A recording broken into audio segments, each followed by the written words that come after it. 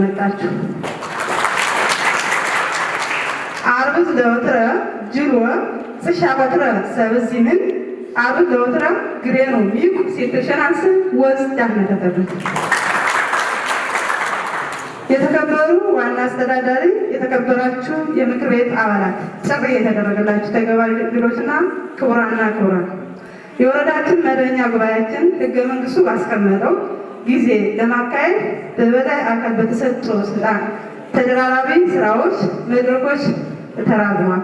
በክልላችን የተለያዩ ቦታዎች እየተዘዋወሩ የህዝባችን ሰላምና ጸጥታ እያወቀ ያለው ጽንፈኛ ቡድን ወረዳችን ለመድፈር በተደጋጋሚ ሙከራ ቢያደርግም የጸጥታ ኃይላችን በአጠቃላይ የመንግስት ሆነ የግል ታጣቂዎች ማህበረሰባችን በማስተባበር በማነቃቃት የወረዳ አመራሩ አካባቢውን ላለማስደፈር ባደረገው የፖለቲካ ጥበብ ወረዳችን ሳትደፈር ቆይታለች።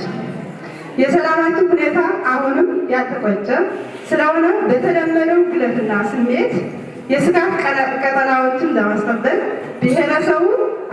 ብሔረሰብ አስተዳደራችን እንዲሁም ወረዳችን የተለያዩ የቡድን መሳሪያዎችን ተተኳሽ እንዲመጣልን የመከላከያ እንዲመደብልን ትብብር እንዳይለየን ከወዲሁ አሳስባለሁ።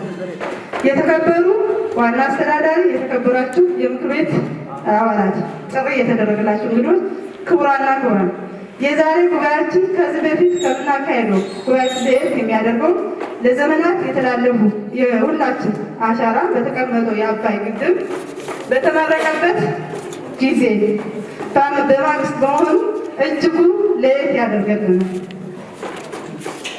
የተከበራችሁ ዋና አስተዳዳሪ፣ የተከበራችሁ የምክር ቤት አባላት፣ ጥሪ የተደረገላችሁ ተጋባዥ እንግዶች፣ ክቡራንና ክቡራን፣ የ41ኛው መደበኛ ጉባኤያችን ለማካሄድ 50+1 ወይም 50+1 ምልዓተ ጉባኤ ስለተገኘ ጉባኤያችን የምናካሄዱ ሲሆን በጉባኤያችን የምንመክራቸው አጀንዳዎች አንደኛ የ40ኛው መደበኛ ቃለ ጉባኤ መርምሮ ማጽደቅ፣ ሁለተኛ የ2017 በጀት ዓመት የአስፈጻሚው የ4ኛ ሩብ ዓመት እቅድ ክንውን ሪፖርት መገምገም፣ ሶስተኛ የ2017 በጀት ዓመት ሴን አካል ጉዳተኛ ተጠቃሚነትና የትምህርት ኢንስፔክሽን ኦዲት፣ ፍርድ ቤት 4ኛ ሩብ ዓመት እና የ2018 በጀት ዓመት መርምሮ ማጽደቅ፣ 5 የ2018 በጀት ዓመት የአስፈጻሚ በጀት እቅድ መገምገም፣ 7 የ2017 በጀት ዓመት የምክር ቤቱ ሪፖርት ማጽደቅ፣ 7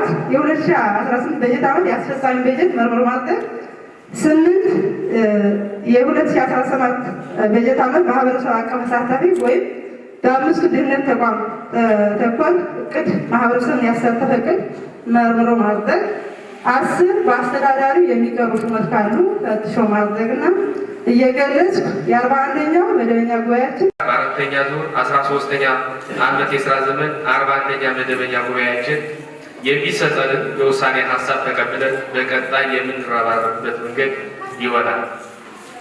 የተከበራችሁ የምክር ቤት አባላት፣ ጥሪ እየተደረጋላችሁ እንግዶች፣ በኢኮኖሚ ዘርፍ ያው በዚህኛው ሩብ ዓመት ያው በሪፖርት እንዳቀርብ የተፈቀደልኝ 6 የድህነት ተኮር ተቋማት ናቸው። ከጊዜ አንጻር ከበእነሱ ልክ ነው የተዘጋጀሁት ማለት ነው።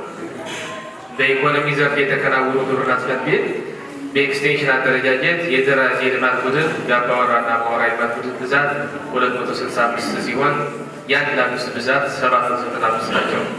የገበሬ አባላትን በተመለከተ በዕለቱ የታረሰ መሬት 15.5 ሄክታር፣ የሚለማ መሬት ከአንደኛ እስከ ሁለተኛ ያህል የታረሰ 8.7 ሄክታር ሲሆን ተሳታፊ አርሶ አደሮች 5600 ናቸው።